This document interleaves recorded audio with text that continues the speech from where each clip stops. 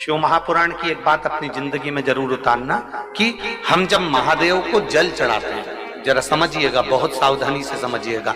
शिवलिंग है, जब हम भगवान शंकर के शिवलिंग को जल चढ़ा रहे हैं, उस समय पर आपका स्मरण होना चाहिए, उस समय आपका ध्यान होना चाहिए। शिवलिंग पर जल चढ़ाते समय तुम्हारे हाथ में जो लोटा है, तुम्हारे हाथ में जो कलश है, तुम्हारे हाथ में जो पात्र है, वो भगवान को टच नहीं होना चाहिए, भगवान को लगना नहीं चाहिए। थोड़ा ऊपर से, अगर शिवलिंग अगर यहां है तो इससे इतनी ऊंचाई से थोड़ा सा ऊपर से आप जल समर्पित करें।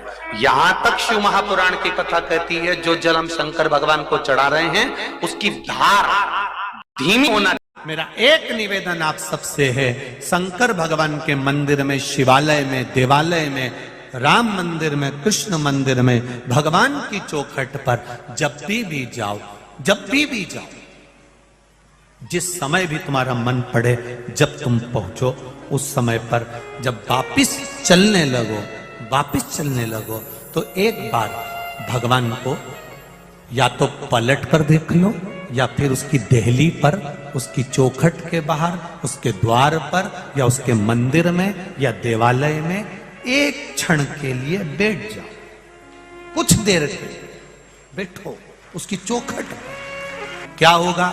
हम मंदिर में जाकर, देवालय में दो वृक्ष ऐसे हैं, स्कंद पुराण में स्पष्ट किया गया, जिन वृक्षों का दान नहीं है, जिनका दान देने से संपदा घटती है। घर में रखी हुई पैसा, दौलत, संपदा घटती चली जाती है। और जितने लोग टीवी पर सुन रहे हैं, अगर आपने भी दिया होगा तो आपको ज्ञात होगा। दो वृक्ष, एक मनी प्लांट, मनी प्लांट होता है, पौधा होता है जिसको लोग पानी में डालते हैं, वो बढ़ता है। मनी प्लांट का पौधा भी गिफ्ट नहीं करना चाहिए, दान में, अर्थात किसी को नहीं देना चाहिए, उससे घर में रखी हुई संपदा समाप्त होती है। दूसरा, आंवले का पौधा किसी को नहीं देना।